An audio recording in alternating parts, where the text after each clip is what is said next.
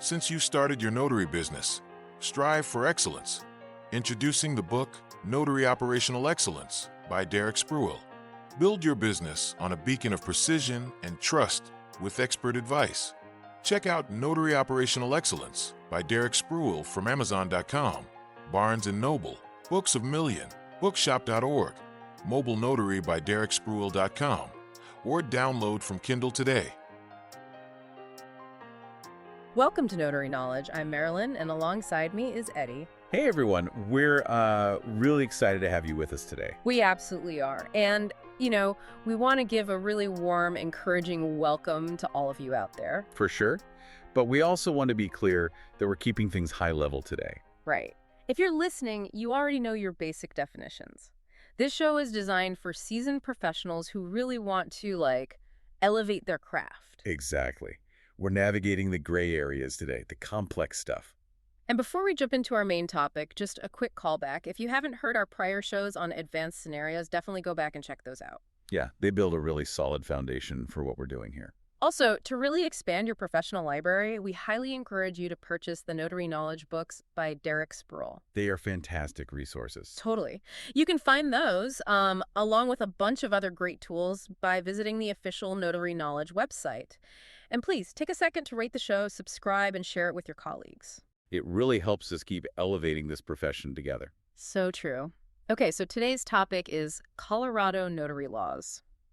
But we're shaking up the format a bit. Yeah, we're doing a 10-question multiple-choice trivia challenge. Which I love. It's all based on real-world scenarios. So here's how the game works. I'll give you a hook. Basically, this scenario. Then I'll read the question and the three options. We'll give you about 2 or 3 seconds of thinking time to lock in your answer. So don't just wait for us to give it away, actually guess. Exactly. And then we'll do the reveal and discuss why it's the right answer. Ready? I'm ready. Let's do it. Okay, let's start section 1. This is all about modern identification and the digital shift. Question 1. We've got Kevin. Okay, Kevin. Kevin is a signer from Washington State. He walks into your office to get a document notarized in Colorado, and it's early 2026. Right. But he left his physical wallet at home. Instead, he opens an app on his phone to show you his state's official digital ID. Well, this happens all the time now. Right. So here's the question.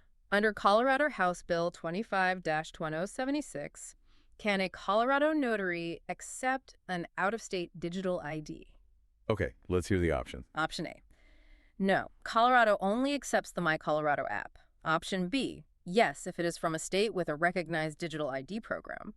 Or option C, only if the signer also presents a physical birth certificate. All right, take 2 or 3 seconds to lock in your answer. Got it. Okay, the answer is B. Yeah, it's B. You can accept it if it's from a state with a recognized program. And I can see why people might guess A, because states love their own proprietary apps. They do. Colorado law obviously features the My Colorado app prominently starting January 1, 2026, but they intentionally open the door for out-of-state digital IDs too. But wait, let me push back on this. Technology glitches, right? Oh, constantly. So what if Kevin's app is glitching or his phone battery is at 1%? Can he just pull up a screenshot he took of the digital ID yesterday? Absolutely not. That is a huge compliance risk. Because it looks exactly the same. It might look the same, but a screenshot is strictly prohibited. It's completely legally useless for identity verification. Right, because you can't verify it's real. Exactly.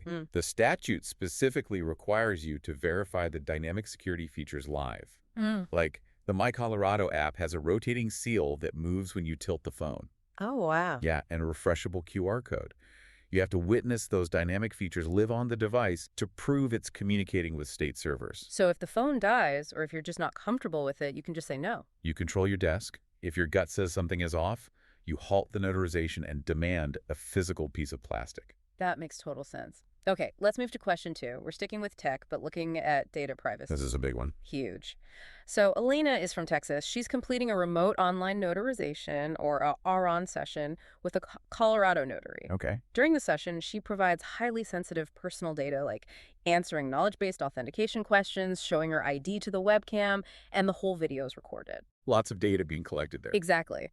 So, according to Colorado Rule 5.4, can the remote notary or the RON platform use Elena's personal information to market other business services to her later? Okay, here are your options. Option A, yes, if she signs a waiver. Option B, yes, but only the RON platform vendor can do this. Or option C, no, using personal information for generating additional business or marketing is strictly prohibited. Take 2 or 3 seconds. Yeah. A, B, or C? All right, the answer is C. It is strictly prohibited. Yeah, Colorado has implemented incredibly strict privacy laws here. This actually catches a lot of tech-forward businesses off guard. Because they're so used to harvesting data for email lists. Exactly. But the law aggressively prohibits notaries, their employers, and third-party tech platforms from mining a signer's data for marketing. So even if I'm a notary who also sells real estate, I can't drop her email into my newsletter. Not a chance. The wall is impenetrable by design. You can only use that data to facilitate the notarial act, comply with a court order, or administer that specific transaction. Which is so important for consumer protection. They're forced to hand over this data just to get a legal document processed. Right, monetizing it would be a massive breach of trust. Absolutely. Okay, we're going to pause for a very quick commercial break. Don't go anywhere, because up next, we're dealing with human element scenarios. We'll be right back. And we are back. Welcome to Section 2. We're moving from high-tech identification to evaluating the signer. The human element is usually where the trickiest situations happen. Oh, without a doubt. So, question 3. We have Jessica, an elderly woman from Florida who is currently living in a Colorado senior care facility. Okay, set in the scene. Right. She needs an estate document notarized, but her Florida driver's license expired 2 years ago. Ooh, 2 years. That's a problem. It is. So how can a Colorado notary legally identify Jessica? Option A, accept the ID because she is a senior citizen. Option B, use her social security card. Or option C, use a credible witness who takes an oath and presents their own valid ID. I'll give you 2 or 3 seconds to lock it in. Okay, the answer is C. You have to use a credible witness. Yes, C is the only legal path here. And I know some people might think, well, she's a senior, maybe there's a grace period. Right. Isn't there a grace period in Colorado? There is, but it's strictly capped at 1 year. Because her ID is 2 years expired, it's totally invalid. What about the social security card? Everyone has one. Never acceptable. Social security cards lack a photo and a physical description. So you have to pivot to a credible witness protocol. Which means a human being vouches for her. But not casually. It's a formal, sworn process. The witness has to personally know Jessica, present their own valid ID, and swear an oath under penalty of perjury. Wow, so it's a serious commitment.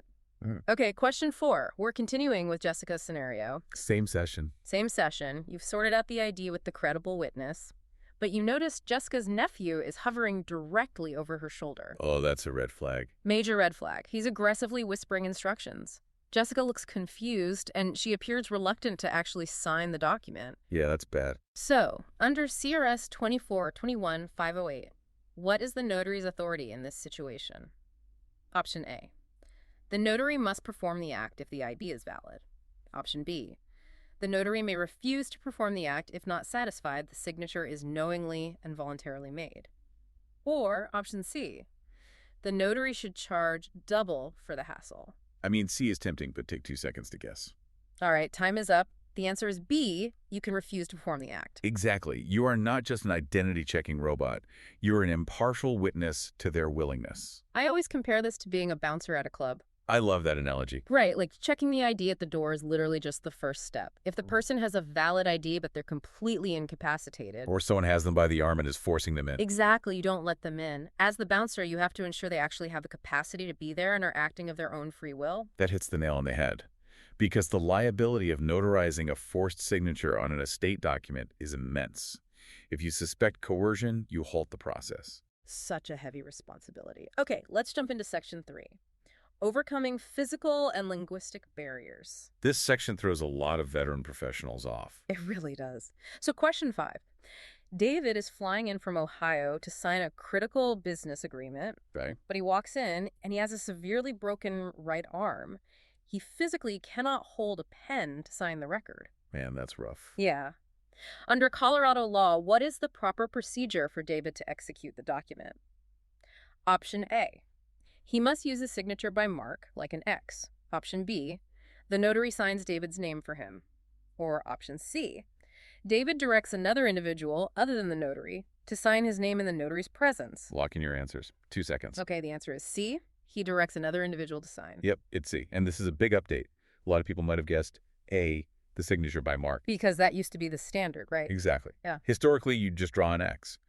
But Colorado repealed that procedure. Why? It seems so simple. Because an X is legally ambiguous and incredibly easy to forge. It created a nightmare for courts. So now they use a proxy signature protocol. So a designated third party holds the pen. But what do you, as the notary, actually write on the certificate to explain why the handwriting doesn't match? Transparency is key. You add specific statutory wording that says something like, signature affixed by proxy's name at the direction of David's name. And obviously the notary can't be the proxy. Right. You can't be both the proxy signer and the impartial witness. Clear separation of roles. Makes perfect sense. Okay, question 6. Let's switch from a physical barrier to a language barrier. These are always tricky. Definitely. So Marcus is originally from New Jersey but visiting Colorado. He needs a document notarized, but he only speaks Portuguese. And you only speak English. Right. No common language. Exactly. How can the Notarial Act proceed under Colorado law? Option A, the notary can use Google Translate on their phone. Option B, the notary can use an impartial interpreter who appears personal. Or option C, the notarization cannot proceed under any circumstances. Think about it for a couple seconds. Okay, the answer is B. Use an impartial interpreter. Yeah, B. You cannot use a machine translation app like Google Translate to verify complex legal intent. I mean, I'm sure people try it. Oh, all the time. But words like indemnification don't always translate cleanly through algorithms. You need a fluent, impartial human interpreter. But wait, let me push back here. What if the interpreter translates something incorrectly? That's a valid concern. Right. Like, the guy signs a terrible contract based on a bad translation, and suddenly there's a massive lawsuit. Aren't you, the notary, taking on huge liability? That is exactly what the Colorado legislature had to address. If notaries were held strictly liable for translations they didn't understand, the system would grind to a halt. No one would ever do it. Exactly. So the statute explicitly shields the notary from liability for interpretation errors. Oh, wow. That's a massive relief. It is, but it's conditional. You're only protected if you relied on the interpreter in good faith, and the interpreter had no financial interest in the document. And you probably have to document all of this, right? Absolutely. Yeah. You have to record their full name, address, and credential number in your journal to prove your due diligence. Documentation is the ultimate defense. Okay, we're going to take another very quick commercial break. Don't go away. We've got a remote online notarization deep dive coming up next. Welcome back. Let's get right into section 4. We're talking RON, remote online notarization. The digital frontier. Yes. And Colorado has incredibly stringent requirements for this. So, question 7. A brand new notary gets their Colorado commission today. Fresh out of the gate. Right. And they want to start performing RON sessions tomorrow to capitalize on the digital trend. Are they allowed to apply for RON authorization immediately? Option A, yes, as long as they pay the fee. Option B, no, they must hold an active traditional commission for at least 6 months first. Or option C, no, they must wait 2 years. Take 2 seconds to decide. All right, what's the answer? The answer is B. They have to wait 6 months. Yeah, this is a unique gatekeeping rule in Colorado. You have to understand your traditional duties before you move online. Which honestly seems like a necessary safeguard. I mean, we just spent 20 minutes talking about how to spot coercion and verify dynamic IDs in person. Right, and doing that through a webcam is significantly harder. Exactly. If you haven't mastered the physical cues of fraud when the person is sitting across from you, you have no business trying to manage the complexities of a digital session. You need muscle memory for the basics first, Right. Absolutely. Okay, question 8. This directly connects to the risks of RON. Securing a RON commission requires additional financial safeguards. What is the specific surety bond amount required for a Colorado RON authorization? Option A, none. Option B, $10,000. Or option C, $25,000. 2 seconds to guess, folks. Okay, the answer is C, $25,000. Yeah, $25,000. Why such a steep requirement? Going from 0 for a traditional commission to 25 grand is a massive leap. Because the risk profile expands exponentially online. In a traditional setting, your risk is highly localized. Like one person in your office. Right. But in a RON setting, you're dealing with multi-state signers, sophisticated cyber threats, and third-party digital platforms. So if a platform is compromised, the damages scale up instantly. Exactly. That bond acts as a necessary financial safety net for the public. That makes a lot of sense. Okay, question 9. Let's look at a very specific digital document. A uniform electronic will. Oh, CUEWA. Yes, the Colorado Uniform Electronic Wills Act. So a signer wants to execute one using RON. Under CUEWA, what is the specific requirement for the signatures on the electronic will? Option A, they can be standard type names using a script font. Option B, they must be biometric thumbprints. Or option C, they must be handwritten images like wet signature images. Lock it in, couple seconds. Okay, the answer is C, wet signature images. Yep, C. And this is such a fascinating quirk. Why can't they just use a typed font like a routine digital software contract? Because a will is uniquely sensitive. The defining characteristic of a will is that the signer will be deceased when its validity is tested in court. Right, they aren't around to testify. Exactly. A typed font just proves someone had access to the keyboard. But a drawn, wet signature image captures the unique biometric flow and pressure of the person's actual handwriting. Oh, so forensic document examiners can actually analyze it if it's contested. Exactly. It adds a crucial layer of biometric intent to a fully digital process. Brilliant. Okay, we've made it to our final section. Section 5, fees and administration. Let's talk about the business side. Right, because at the end of the day, you need to be profitable. So, question 10. It's 2026, and a notary is finalizing their price list for traditional paper notarizations versus electronic and RON notarizations. What are the maximum statutory fees a Colorado notary can charge per act? Option A, $5 for traditional, $10 for RON. Option B, $15 for traditional, up to $25 for RON. Or option C, $25 for traditional, $50 for RON. Give it 2 seconds. Make your final guess. The answer is B, 15 for traditional, up to 25 for RON. Yes, B. The legislature updated these caps recently, and honestly, charging $25 for RON feels completely justified when you look at the logistics. Oh, completely. With traditional, your overhead is like a 50-cent ink stamp and your journal, but with RON, you're paying for software licensing, identity credential analysis, and secure storage for audio-video recordings for 10 years. Server space costs real money. The fee structure respects the overhead required to maintain a secure environment. It all comes back to mastering the details, knowing your fee limits, knowing when to use a credible witness, knowing how to handle electronic wills. It's all about continuous refinement of your practice. And stepping back, today's case studies reveal a really wild, broader context. What do you mean? Well, we've navigated physical IDs, digital IDs on smartphones, and remote webcams spanning state lines. The entire concept of what it means to be physically present is undergoing a complete revolution. Which actually leaves us with a final thought for you to mull over as you go about your week.